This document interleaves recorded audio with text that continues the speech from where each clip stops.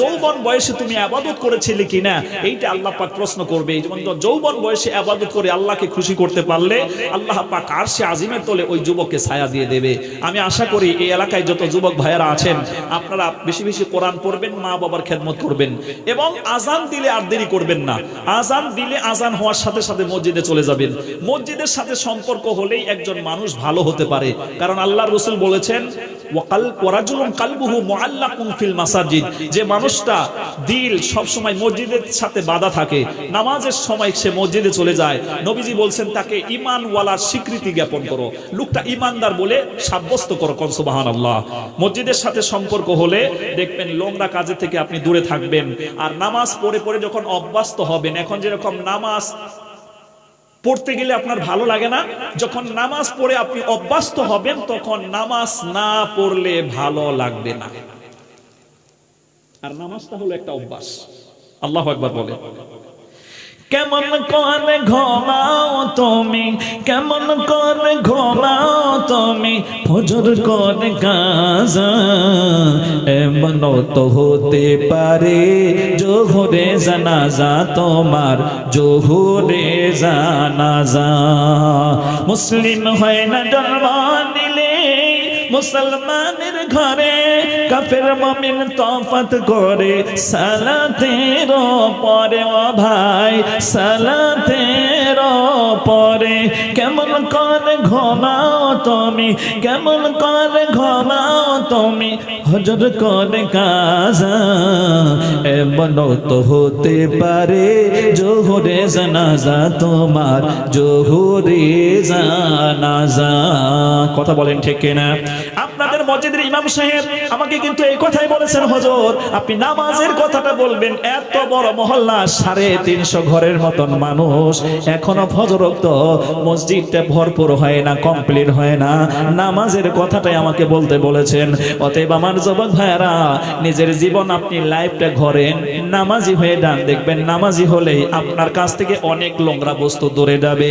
আপনি এখন বিড়ি খান, সাদা খান, গুটকা খান, নামাজি যখন আপনি হবেন নামাজ আপনাকে বলে দেবে অপবিত্র হওয়া যাবে না, নোংরা বস্তু খাওয়া যাবে না, নামাজ আপনাকে এই গুনাহ থেকে বাঁচিয়ে দেবে। আল্লাহ রাব্বুল আলামিন কোরআনে কারীমের ভিতরে বর্ণনা করেন, 21 নম্বর পারার হেডলাইনে আপনি আয়াত পাবেন, সূরার নাম হলো সূরা আনকাবুত, মানে মাকড়সা। 69 টোটাল আয়াত আছে, এ হলো 45 নম্বর আয়াত। 45 নম্বর আয়াতের ভিতরে আল্লাহ পাক বলেন, ওয়াতুল মা উহিয়া ইলাইকা মিনাল কিতাবি ওয়া আকিমিস সালাহ ইন্নাস সালাতা তানহা আনিল ফাহশাই ওয়াল মুনকার ওয়া লাযিকরুল্লাহি আকবার। আল্লাহ পাক বলেন যে কিতাব তোমার উপরে নাজিল হয়েছে, সেই কিতাবটা তুমি তিলাওয়াত করো এবং নামাজ কায়েম করো। নামাজ হলো শ্রেষ্ঠ ইবাদত। এই নামাজ তোমাকে গুনাহ থেকে, ফাহিশা কাজের থেকে বাঁচাবে। কোন আল্লাহু আকবার। এই জন্য আমার মুরব্বী বাবাজি যারা আছেন, আপনারা নামাজে যান, আলহামদুলিল্লাহ, ভালো কথা। কিন্তু ফজর ওয়াক্ত আজান হওয়ার সাথে সাথে বলা হচ্ছে আসসালাতু খায়রুম মিনান নাওম, इस वक्त तुम्हारे लिए नींद अच्छा नहीं है, घूम अच्छा नहीं है, नमाज ही तुम्हारे लिए अच्छी है, इसीलिए तुम घूम छोड़ के मस्जिद में चले जाओ नामाज पढ़ने के लिए। নামাজের জন্য মসজিদে যাবেন। আপনি দাদু হয়ে, আপনি চাচাজি হয়ে, আপনার 3 ছেলে বাড়িতে শুয়ে আছে, ওকে জবাই করে খেতে দিলে বাঘে খেয়ে শেষ করতে পারবে না, এরকম যুবককে আপনি শুয়ে দিয়ে, এরকম ছেলেকে আপনি শুয়ে দিয়ে শুধু একা মসজিদে যাবেন, আল্লাহ আপনার নামাজ কবুল করবে না। নামাজ তো একা পড়ার জিনিস না, নামাজ সকলকে নিয়ে পড়ার জিনিস। কথা শুনতেছেন? এই কথাগুলো বললে আপনাদের কষ্ট লাগতেছে? কষ্ট লাগলেও আমাকে হক কথা বলতে হবে, আপনি মারলেও আমাকে কোয়া লাগবে। আপনি শুধু একা গেছেন মসজিদে আর আপনি মনে করছেন যে আমি তো জান্নাত পেয়ে গেছি। জান্নাত অত সোজা না। আপনি মসজিদে গিয়েছেন, আপনার ছেলে যারা বাড়িতে শুয়ে আছে ওদেরকে নামাজে জাগাতে হবে। ও একবার দুইবার রিপ্লাই দিবেন, আপনি ডাক দিবেন, তারপরে উঠতে চায় না, এরকম লোহার মতন ডান্ডা নিয়ে পিটাই করতে হবে।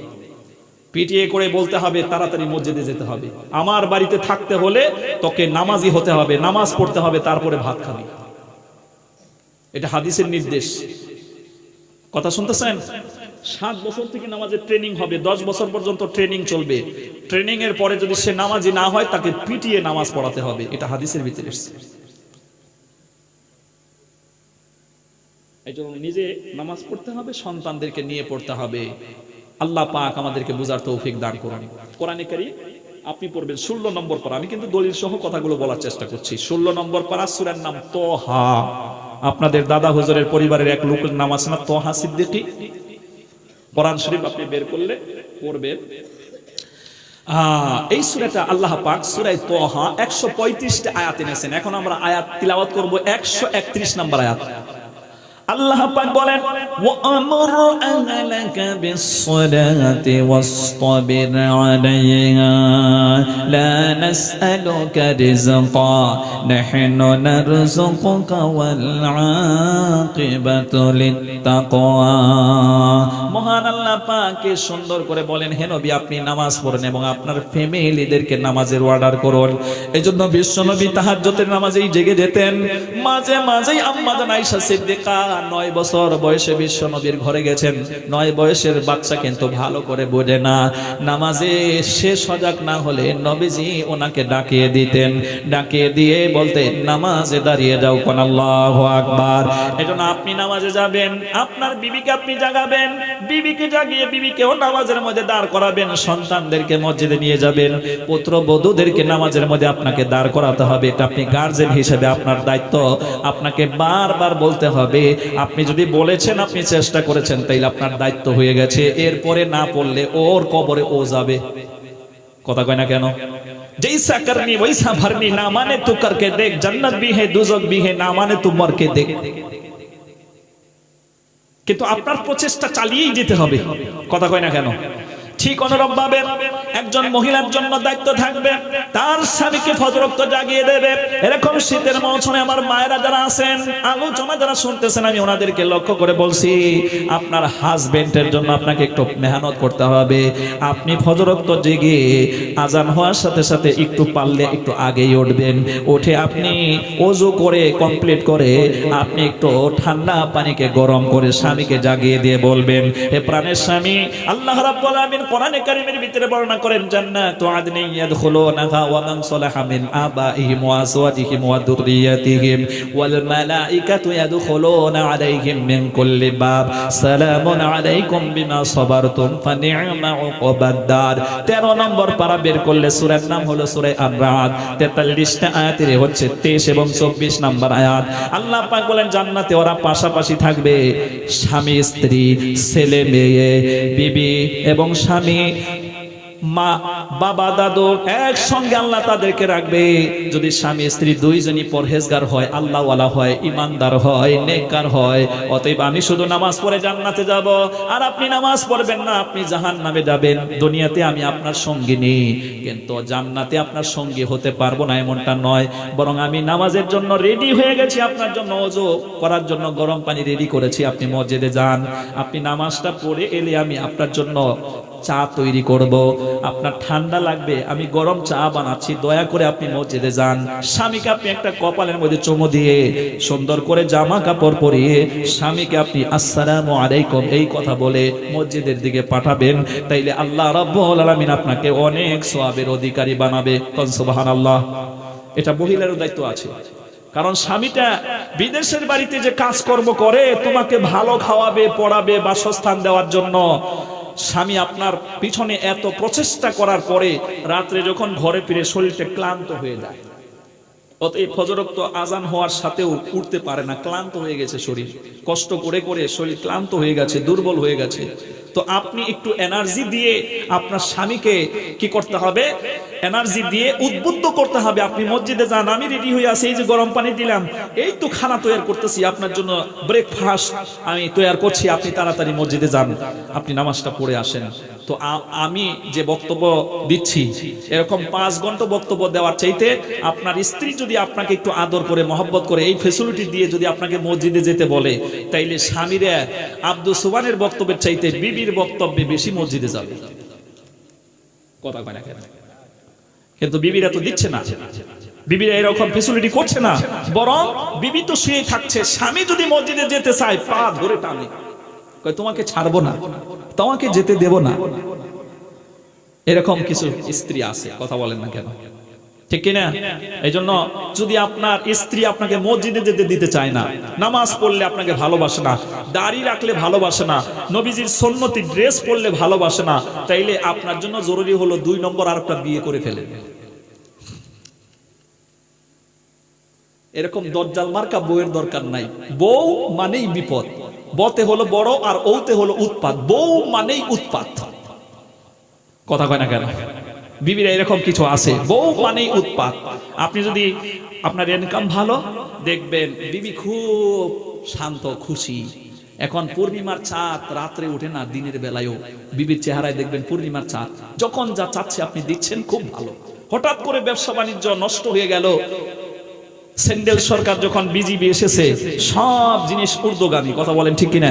সকালবেলা জিনিসের একটা মূল্য, বিকেল বেলা দেখবেন আরো ঊর্ধ্বগামী। তো এই করে আপনার ব্যবসা বাণিজ্য লস, ইনকাম ভালো হচ্ছে না।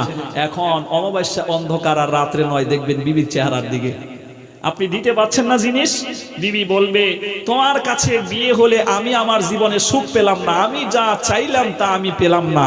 এই কথা না শোনা কোনো পুরুষ নেই, কপাল ভালো যে বিয়ে করে নাই, ও শোনে নাই।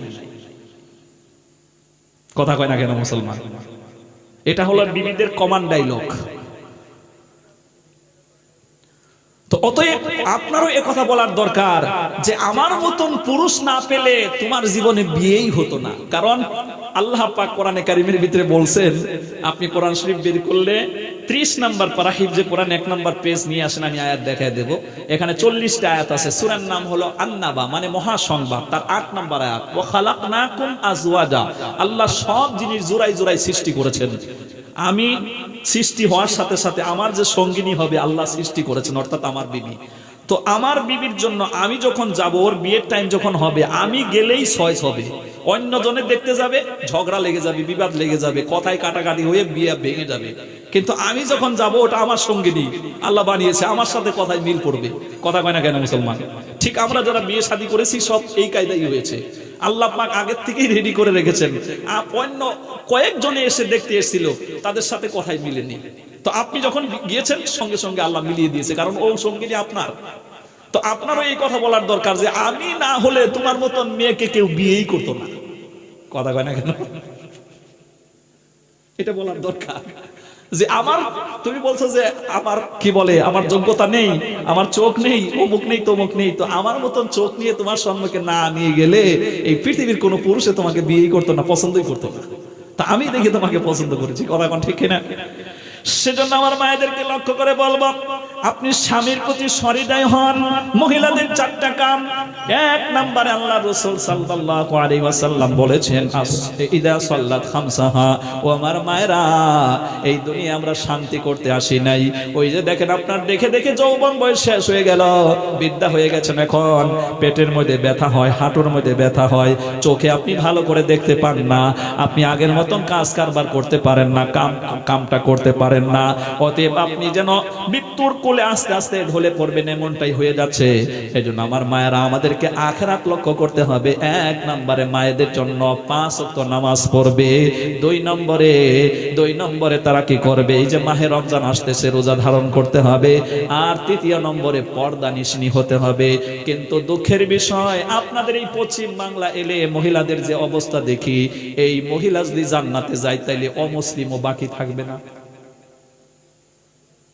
কথাটা হয়তো মাইন্ড করেন নাই আপনারা, আমার ভাষাই বোধহয় বুঝেন না, জবাব যে দেনই না আপনারা। আমি তো আমার আসামের ভাষায় বলতেছি, অতএব আমার মনে হচ্ছে আপনারা আমার ভাষা বুঝতেছেন না। যদি বুঝতেন তাইলে হ্যাঁ না কিছু হলে বলতেন। কি বলেছি যে আপনাদের এলাকায় যে এসে মহিলাদের যে পর্দার সিস্টেমটা দেখি, আমরা বলি ও পর্দানিসীন মা বোনেরা, আসলে এটা জালসার ভারসাম্য রক্ষা করতে গিয়ে, সম্মান রক্ষা করতে গিয়ে এই কথা আমরা বলি। হে পর্দানিসীন মহিলারা, আসলে বলার দরকার ছিল ও বেয়া পর্দা মহিলারা, এটা বলার দরকার ছিল। কারণ দেখতে পেলাম এই দোকান বাজারের মধ্যে মহিলারা যেভাবে ঢুকেছে, দোকানে থেকে সামান ক্রয় করতেছে, ওখানে যদি পর্দা থাকে, ওখানে পর্দা আছে? নিশ্চয়ই নেই। এই জন্য বলার দরকার ছিল ও বেপর্দা মহিলা সকল। কিন্তু এটা বললে তো সভাপতি হুজুর মারবে আমাদেরকে। জালসা দিলাম এটা বলার জন্য নাকি? কিন্তু আসলে বলার দরকার ছিল, ওর কাজে কর্মে এটাই বলার দরকার ছিল। তো এখানকার মহিলারা যদি বলা হয়েছে আদ-দায়ুসু লা ইয়াদখুলুল জান্নাহ, হাদিসের ভিতরে এসেছে যে দায়ুস হবে ও আল্লাহর জান্নাতে যাবে না, নবীজি বলছেন। তাইলে এখানকার বেপরদা মহিলা যদি জান্নাতে যায় তাইলে অমুসলিম বাকি থাকবে না, ওরাও জান্নাতে যাবে। আরে পর্দা ইসলামের ভিতরে নামাজ পড়া যেরকম ফরজ, পর্দা নেওয়া এরকম ফরজ। আর পর্দা হবে 4টা কোয়ালিটিতে। প্রথম পর্দা হবে আওয়াজের পর্দা, মুখের পর্দা। পবিত্র কোরআন আমি 4টা আয়াত পড়ে শেষ করার চেষ্টা করছি, কষ্ট হতেছে আপনাদের? এগুলো দরকার, ইম্পর্টেন্ট। কোরআনে কারীম আপনি স্টাডি করলে 22 নাম্বার পারা হিফজে কোরআন 1 নাম্বার পেজ আপনি বের করলে সূরার নাম আহজাব, 73টা আয়াতের ভিতরে এখন পড়ব 32 নাম্বার আয়াত। কয় নাম্বার আয়াত? আল্লাহ রাব্বুল আলামিন বলেন, ইয়া নিসাআন নাবিয়্যি লাস্তুন্না কাআহাদিম মিনান নিসাই ইন ইত্তাকাইতুন্না ফালা তাখদা'না বিল কওল ফায়াতমা'আল্লাযী ফী কলবিহি মারাদু ওয়া কুলনা কওলাম মা'রুফা।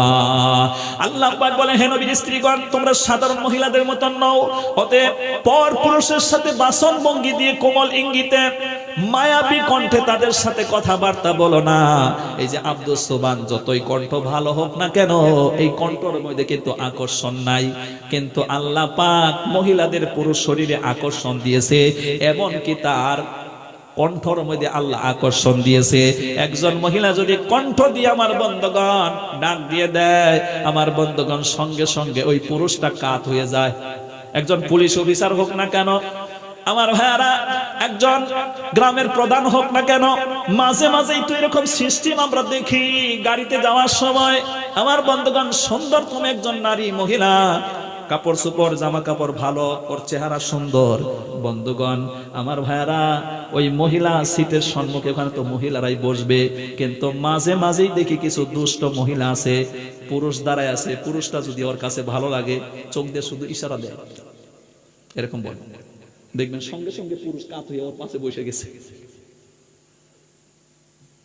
কাত হয়ে ওর পাশে বসে গেছে।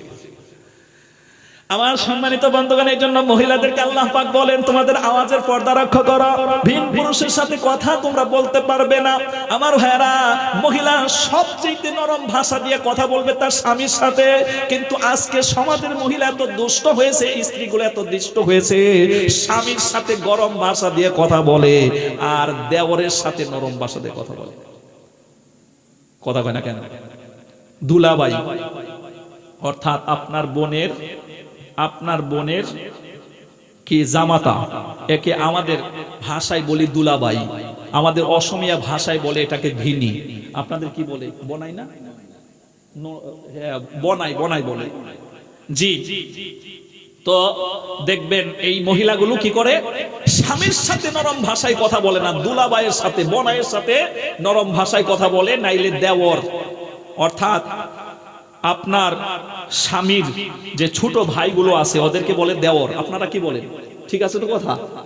এই দেওরের সাথে দেখবেন লেলিমিলি করছে, ওর সাথে চিকিমিকি করছে, ওর সাথে ঘোরাঘুরি করছে, ওর সাথে মধুমাখা কথা বলছে, যত প্রেম ভালোবাসা ওকে দিয়ে দিচ্ছে, আর আপনি খাওয়াচ্ছেন শুধু। আর এই স্বামীদের, আমরা যারা স্বামী, আমরা হলাম বোকা। এই সিস্টেম যখন আপনি একদিন দেবেন, এমন পিটাই দেবেন, বিবি যেন জীবনে আর ওই রকম করতে না পারে। কথা কয় না কেন? শাসন করতে হবে। এই শাসনটা আপনি যে কায়দায় করার দরকার ওই কায়দায় করবেন। এখন আপনি ভালো জানেন কি করে শাসন করা লাগে। আল্লাহ পাক আমাদেরকে হেদায়েত দান করুন, সকলে বলুন আমিন। এজন্য এক নাম্বার পর্দা হবে আওয়াজের পর্দা।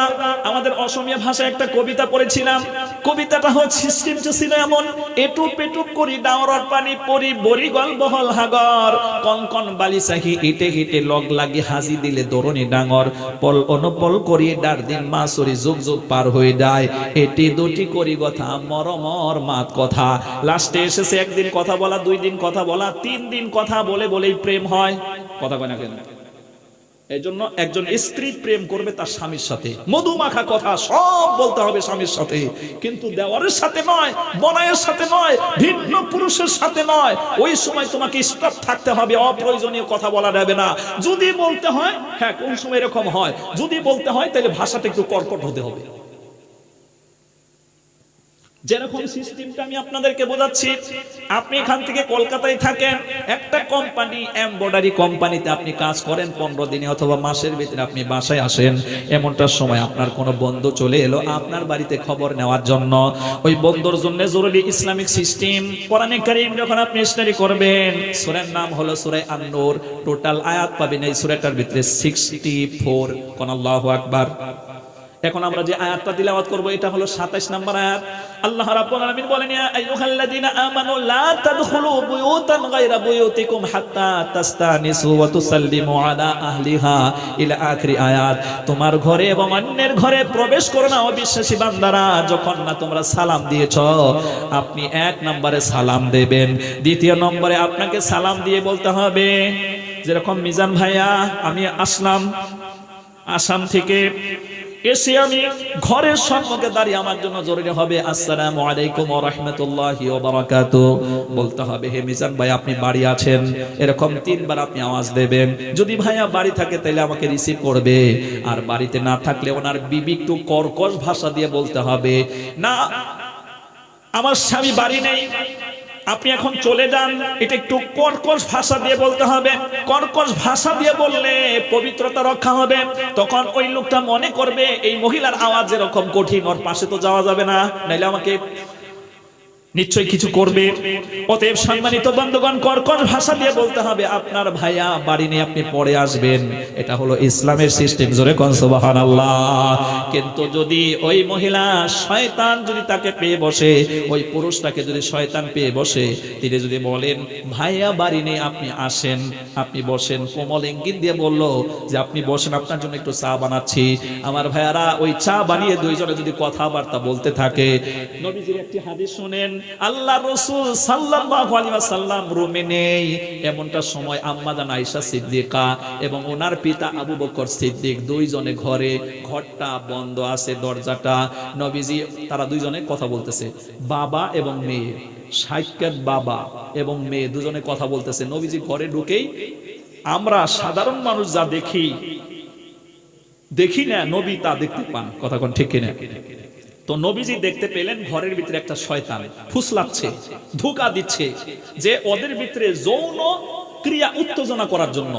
বাবা রয়েছে এই জন্য মেয়ে রয়েছে, এই জন্য এখান থেকে মাসলা হয়েছে, আপনার মেয়ে যদি উপযুক্ত থাকে আপনি বাবা হলেও সেই মেয়েকে নিয়ে রুদ্ধধার ঘরে কথাবার্তা বলতে পারবেন না। ওই দিন থেকে মাসলাইতে আসছে পর্দার ব্যাপারে, যে আপনি বাবা, আপনার মেয়ে বিয়ের উপযুক্ত, এই রকম মেয়ের সাথে আপনি ঘরের ভিতরে রুদ্ধদ্বারে কথা বলতে পারবেন না। বলতে পারবেন আপনার বিবি থাকা লাগবে, নাইলে বলতে পারবেন না, নইলে শয়তানের সমস্যা তৈরি করে দেবে। আমাদের আসামে এরকম ঘটনা হয়েছে, বাবা মেয়েতে জিনা করে বাচ্চা পয়দা হয়েছে। এটা তো একটা প্রকাশ পেয়েছে, এরকম হাজারো হচ্ছে। তাইলে দেখেন, যেখানে বাবা এবং মেয়ে এক জায়গায় কথা বলা যায় না, সেখানে আপনার বন্ধুকে নিয়ে যদি আপনার বিবি কথা বলে, ঝামেলা আছে না নাই? নিঃসন্দেহে ঝামেলা আছে। এই জন্য 1 নাম্বার জরুরি হলো মুখের পর্দা। দ্বিতীয় নম্বর পর্দাটা হলো মুখে যখন কথা বলতে থাকবে তখন প্রেম জাগে, তখন ওই লোকটা বলে তোমার সাথে এতদিন ধরে কথা বলি, দেখতে চাই। এজন্য ইসলামের সিস্টেম হলো 2 নম্বর পর্দা হলো চোখের পর্দা। কুল্লিল মুমিনিনা ইয়াগুদ্দু মিন আবসারিহিম ওয়া ইয়াহফাযু ফুরুজাহুম ইলা আখির আয়াত। আল্লাহ পাক বলেন, হে পুরুষেরা, এই সূরাটার ভিতরে 30-31 নম্বর আয়াত সূরা আন-নূর, হে পৃথিবীর পুরুষেরা, ভিন্ন মহিলা দেখা হতে তোমার দৃষ্টিকে নিম্নগামী করো, তোমার লজ্জা স্থানের হেফাজত করো। আল্লাহ রাসূল বলেন, এই পৃথিবীতে মানুষ যখন জাহান্নামে যাবে, নবীজিকে প্রশ্ন করা হলো কোন কারণে মানুষ জাহান্নামে যাবে? আল্লাহ রাসূল বললেন 2টা কারণে বেশি মানুষ জাহান্নামে যাবে। ওয়ালাল ফামু ওয়াল ফারজু, 1 নম্বরে তার মুখের হেফাজত করতে পারে নাই, 2 নম্বর তার লজ্জা স্থানের হেফাজত করতে পারে নাই, এই জন্য জাহান্নামে যাবে। এই 2টাকে অপব্যবহার করেছে। অপরদিকে নবীজিকে প্রশ্ন করা হলো, হে আল্লাহর রাসূল বলেন, মানুষ কোন কারণে বেশি জান্নাতে যাবে? সুবহানাল্লাহ। ওই কাজ করলে তো জাহান্নামে বেশি যাবে। জান্নাতে যাওয়ার কি উপায়? মানুষ কোন দুই কারণে বেশি জান্নাতে যাবে? এক নম্বরে তাকওয়াল্লাহ, এক নম্বরে হলো তাকওয়াল্লাহ, আল্লাহকে ভয় করা। ও আমার মায়েরা, বোনেরা, খালারা, ফুপুরা, আল্লাহকে ভয় করে জীবন যাপন করতে হবে। কথা বলুন ঠিক কিনা? এক নম্বরে তাকওয়াল্লাহ, দুই নম্বরে হুসনুল খুলুক, উত্তম চরিত্র। এজন্য আমার মায়েদেরকে লক্ষ্য করে বলি, যারা আপনারা স্বামী পেয়েছেন, এই স্বামীর সাথে সবচেয়ে ভালো ব্যবহার করা লাগবে। আল্লাহ পাক বিনিময় জান্নাত দেবে। কোন সুবহানাল্লাহ। তো এক নাম্বার মুখের আওয়াজের পর্দা, দুই নম্বরে চোখের পর্দা, তিন নম্বরে ভিন্ন পুরুষের সাথে কথা বলতে গেলে একটা পার্টিশন থাকতে হবে, একটা বেড়া, একটা দেওয়াল অথবা একটা কাপড়ের পর্দা, এর ভিতরে থেকে কথা বলতে হবে। পবিত্র কোরআনে কারীমের ভিতরে 53 নম্বর আয়াত, ওই সূরা আল আহজাবের 53 নম্বর আয়াত, 53 মানে 53,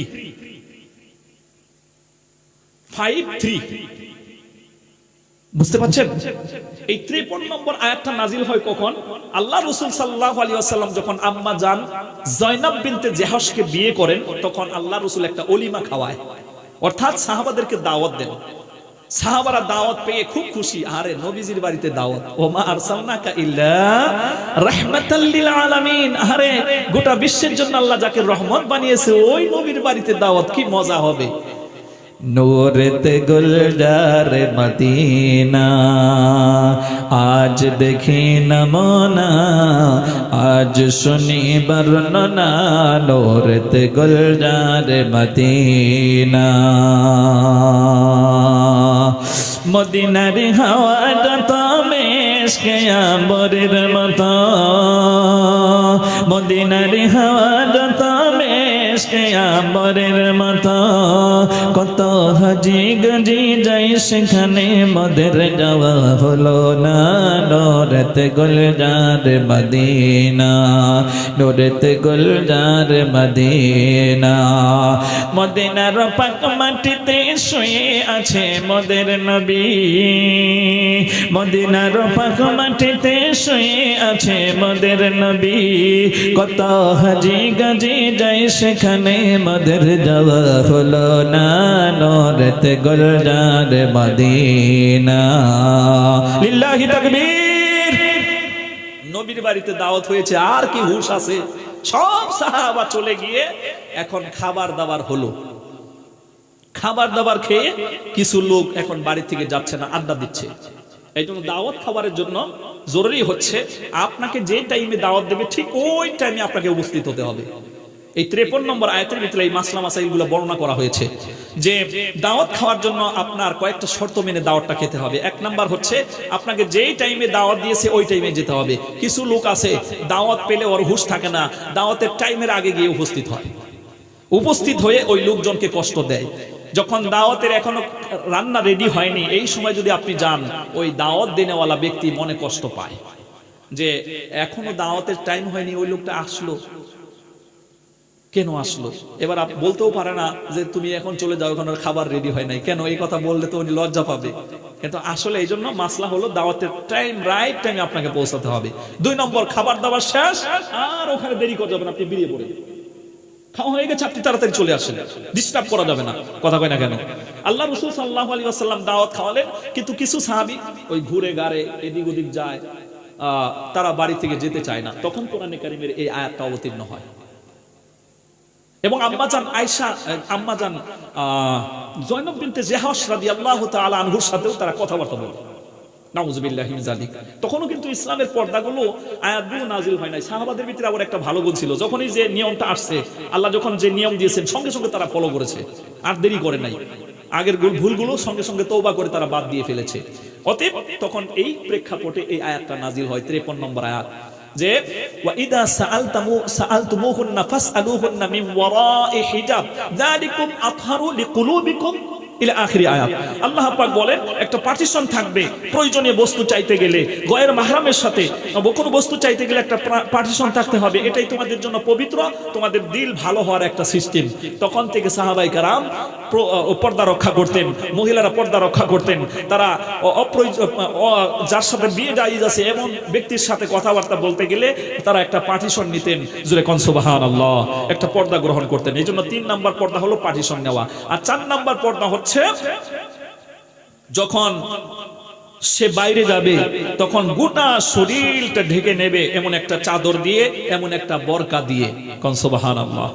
আল্লাহ রাব্বুল আলামিন বলেন আইয়ুহান নাবিয়্যু কুল লিআজওয়াজিকা ওয়া বানাতিকা ওয়া নিসাইল মুমিনিনা ইউদনিনা আলাইহিন্না মিন জানাবিবিহিন যালিকা আদনা আইয়ুরাফনা ফালা ইউযাইন ওয়া কানা আল্লাহু গফুরার রহিমা। বলেন আল্লাহু আকবার। যে সূরা থেকে আমরা কথা বলছিলাম, সূরা আল আহজাব 73 আয়াতে হচ্ছে 59 নাম্বার আয়াত।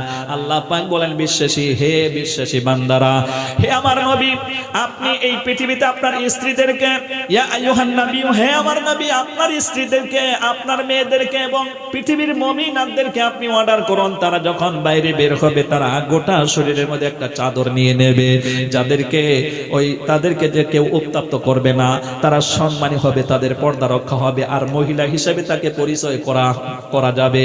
অতএব আগে যা করা হয়েছে আল্লাহ সেগুলো মাফ দেবেন, জোরে কন্যা সুবহানাল্লাহ। এই জন্য এই এলাকাবাসী আমার মায়েদেরকে লক্ষ্য করে বলি, প্রত্যেক স্বামী আমরা যারা বসে আছি আমাদের বিবিদেরকে বোরকা কিনে দেওয়ার দরকার আছে, এবং এই বোরকাটা কিনে দিতে হবে কয়েকটা গুণ থাকা বিশিষ্ট। 1 নম্বর ঢালা ডুলা হতে হবে, 2 নম্বর এর ভিতরে যেন ফ্যাশন না থাকে, 3 নম্বর যেন একটু মোটা কাপড় হয়। এই 3টা শর্ত মেনে একটা বোরকা দিতে হবে। মহিলারা বাইরে যখন যাবে এই বোরকা পরিধান করে থাকবে, আর ঘরে যখন থাকবে শাড়ি নয়, খাড়ি কাপড় নয়, খাড়ি কাপড় ইসলামের ড্রেস নয়। মাথায় কথা রাখতেছেন কি? আমরা যে খাড়ি কাপড়গুলো দেই, 12 হাত খাড়ি কাপড় দেওয়ার পরেও এখানে ফাঁকা, এখানে ফাঁকা, আবার কাজ করতে গেলে ওই শাড়ির ওড়নাটা পড়ে যাচ্ছে, পুরো বডি দেখা যাচ্ছে। এই জন্য এটা ইসলামিক ড্রেস নয়। ইসলামিক ড্রেস হবে সেলোয়ার কামিজ দিতে হবে ঢালা ঢিলা, নাইলে একটা নাইটি দিতে হবে, নাইটি একেবারে এই পর্যন্ত হাতওয়ালা নাইটি দেবেন, বড় একটা ওড়না দেবেন, বাড়িতে কাজকর্ম করবে, পর্দা রক্ষা থাকবে। বাইরে যখন যাবে বোরকা নিয়ে তারা যাবে। এটা কিন্তু আমাদের পুরুষদের দায়িত্ব। আপনার বউকে, আপনার স্ত্রীকে, আপনার মেয়েকে আপনি পর্দায় রাখতে হবে। পর্দায় না থাকতে চাইলেও তাকে বুঝিয়ে সুঝিয়ে পর্দায় রাখার চেষ্টা করতে হবে, নাইলে কিয়ামতের দিন আল্লাহ পাক একজন মহিলা 4 জন ব্যক্তিকে জাহান্নামে নেবে। কথা শুনতেছেন? কয়জনকে? 1 নম্বর তার স্বামীকে, 2 নম্বর তার বাবাকে, 3 নম্বর তার বড় ছেলেকে, 4 নম্বর বড় ভাইকে। যে ওরা আমাদেরকে কেন নির্দেশ দিল না? আমরা যে পর্দায় থাকার দরকার এটা আমাদেরকে বোরকা দিল না কেন? আমাদের পর্দার নির্দেশ করলো না কেন?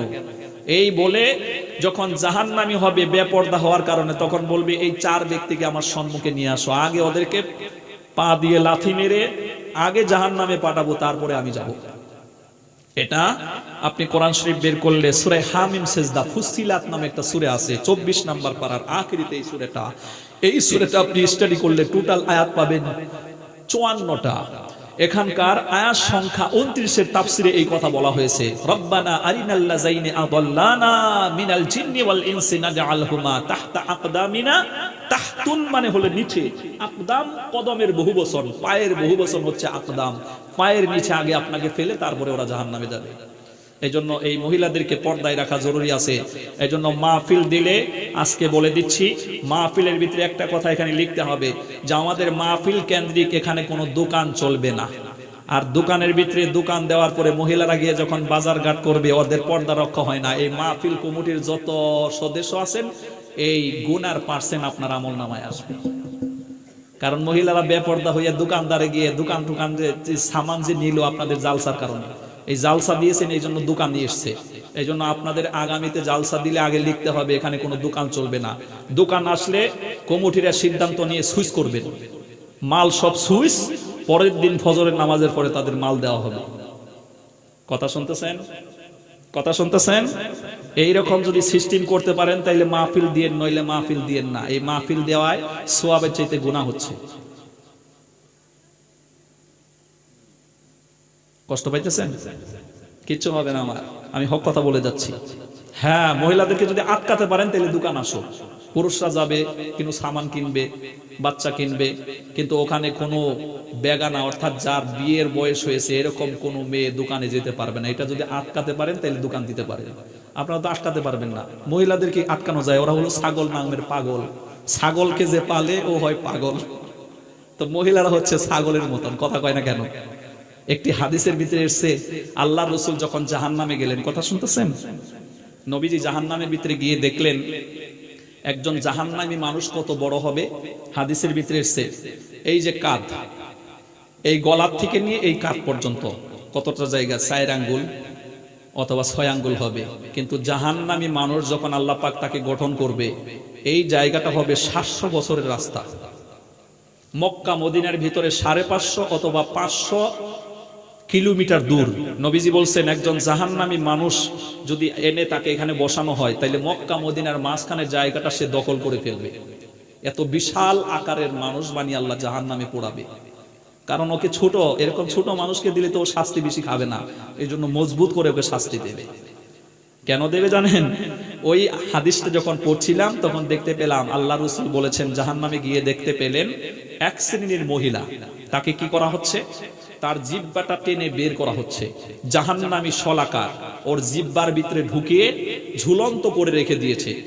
তলে নিচে অর্থাৎ নিচে ধাউ ধাউ করে আগুন জ্বলতেছে এবং জিহ্বার ভিতরে শলাকা ঢোকাচ্ছে। ওইটা কোন মহিলা? যে মহিলা এই দুনিয়াতে তার স্বামী ভালো কাজের আহ্বান দেয়, পর্দায় থাকতে বলে, নামাজ পড়তে বলে, রোজা থাকতে বলে, ভিন পুরুষের সাথে কথা বলতে বারণ করে, এই কথাগুলো না শুনে উল্টা বড় স্বামীর সাথে চাপাবাজি করে। আছে না এরকম কিছু মহিলা? স্বামী যদি ভালো কাজের আহ্বান দেয় দেখবেন ওর চাপাবাজি দেখে কে ছাগলের মতন, ছাগল একদিকে খায় আর একদিকে চাপাবাজি করে। কথা কয় না কেন? আল্লাহ রাসূল বললেন আমি তাদেরকে এইভাবে শাস্তি দেখেছি। অতএব আপনারা জালসা দিয়েছেন ভালো কথা, যদি মহিলারা গিয়া বাজার করে তাইলে আপনাদের আগে লিখতে হবে এখানে কোনো বাজার চলবে না, তাইলে জালসা দেন, নাইলে জালসা না দেওয়াই ভালো। কারণ সোয়াবের আশায় আপনি জালসা দিয়ে আরো গুনাহ করতেছেন। আল্লাহ পাক আমরা যতটা আলোচনা শুনলাম, আল্লাহ পাক আমাদেরকে বুঝার তৌফিক দান করুন। এখানেই আমার ক্ষুদ্র বক্তব্য শেষ করছি। আল্লাহকে ওয়াস্তে আপনারা আমাকে ক্ষমা করবেন। কিছু কিছু কঠিন কথা আপনাদের শোনালাম, তবে এই কঠিন কথাই আমাদেরকে মানতে হবে। আমরা ইসলামকে ভালোবাসি, ইসলামের নির্দেশ কখনো নরম আসবে কখনো গরম আসবে, নরমটাও মানতে হবে গরমটাও মানতে হবে। কথা বলেন ঠিক কিনা? উলফত মে বরাবর হ্যাঁ वफा हो के जफा हो, उल्फत में बराबर है वफा हो के जफा हो, हर चीज में लज्जत है अगर दिल में मजा हो। সত্যিকার ভালোবাসা আল্লাহ এবং আল্লাহর রাসূলের জন্য যদি হয়ে যায়, যত কথা শুনলাম আমরা আমাদের মানা সহজ হবে। আল্লাহ যেন আমাদেরকে মানার তৌফিক দিয়ে দেয়। সকলে বলেন আমিন। কে মোহাম্মদ সি वफा तूने तो गम तेरे के मोहम्मद से वफा तूने तो गम तेरे है, जहाँ चीज का लोहे कलम तेरे है। আল্লাহ রাসূলের তরিকায় যদি আমরা চলতে পারি লৌহ কলম পর্যন্ত আল্লাহ পাক আমাদের অধীন করে দেবে। এজন্য নবীজির তরিকায় যেন আমরা চলতে পারি, আল্লাহ যেন তৌফিক দিয়ে দেয়। সকলে বলেন আমিন। তাওহীদ কি আমানত सीनों में है हमारा, तौहीद की अमानत सीनों में है हमारा, मुमकिन नहीं मिटाना नामो निशा हमारा। তাওহীদের আমানত যদি আমাদের কাছে থাকে, এই পৃথিবীর কাফের বেঈমান মুশরিক বেদিন আমাদেরকে টকরাও করে আমাদেরকে দূরে সরাতে পারবে না, আমাদেরকে দাবিয়ে দিতে পারবে না, বিজিয়ে দেবে আল্লাহ রাব্বুল আলামিন। কথা বলেন ঠিক কিনা? লিল্লাহি তাকবীর।